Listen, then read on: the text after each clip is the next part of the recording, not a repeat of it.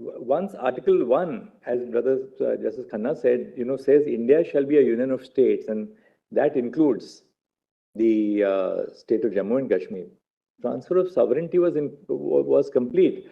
Therefore, we can't really read the Article 370 Constitution as somehow a document which retains some element of sovereignty in Jammu and Kashmir. First part is with regard to unionist, the making of laws, very true.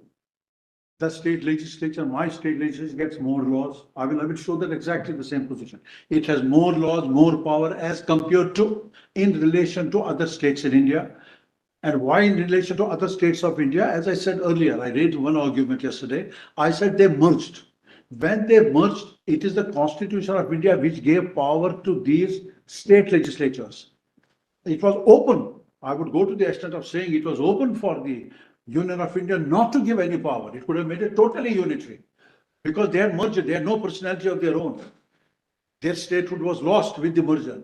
But government of the Constitutional Assembly of India still agreed that under list 2 they will have the powers. That's the theory of separation of powers now, with different views of this honorable court, whether they are administrative in character, whether they are political in character. We're not going to that question. But with regard to Jammu and Kashmir, it was, as I said, concurrence. On my concurrence, he could do that. So I would give concurrence, they would make law. I would give concurrence, they would make law. This position would continue.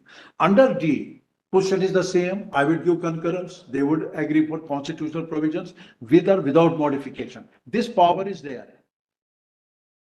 Doesn't it come to your lordship's mind that when this Article 370 was enacted by the Constituent Assembly, did they proceed on an assumption? This is what I'm important to say.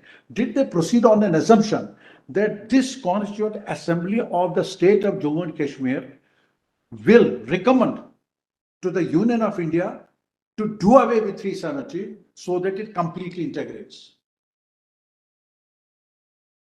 It could not have otherwise because of the instrument of. I have some reservation on the use of the word completely integrates.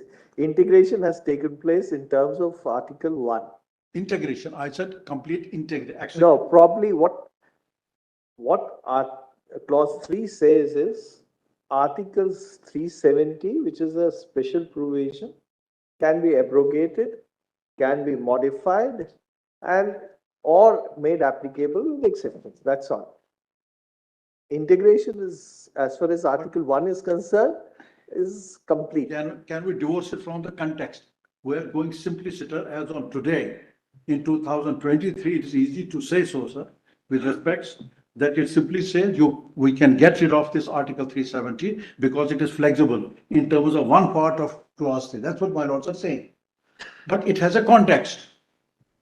I'm more on the context. I can divorce it from the context in order to appreciate and understand it. Anyway, please continue. In that context. You understood. It cannot be done. Of course, if you divorce it from the context, then of course, just like your lordship is saying that this is temporary. Why are my lords saying it is temporary? Because Part 21 says it styles itself as temporary, transient, and special provisions. Therefore, it is temporary. Why did you put it in Part 21? The marginal note of Article 370 says it is temporary. So therefore, on these two facts, my lord saying this is temporary. Mr. Shah, yes. One thing which was very clear is that there was no conditional surrender of sovereignty to the Dominion of India. The surrender of sovereignty was absolutely complete. Yes. And once the sovereignty was unquestionably and fully vested with the Dominion of India, then the only restraints which would apply would be on the power of Parliament to enact legislation, so on and so forth. A few restrictions which remained, which were also then, as we have seen, subsequently modified. And in fact, in the Constitution Application Order of 1972, which is CO 93, which we'll find at Volume 3, page 52, the very interesting provision which comes in 1972. In 72, Article 248 was amended in relation to its application to the state of Jammu and Kashmir. And 248 was substituted, which provides for restitutory powers of legislation in respect of all other states. 248 reads with entry 97. Now it says Parliament has exclusive power to make any law with respect to prevention of activities directed towards disclaiming, questioning, or disrupting the sovereignty and territorial integrity of India. Therefore, the order of 1972 makes it now beyond the pale of doubt that sovereignty vested exclusively in India, and therefore no vestige of sovereignty was retained post the instrument of accession. May I submit to Lords of this? Is it correct that Article 248 now applies, 248 as it is applicable to the state of Jammu and Kashmir immediately before 5th of August 2019, contains an absolutely clear and unequivocal acceptance of the sovereignty of India?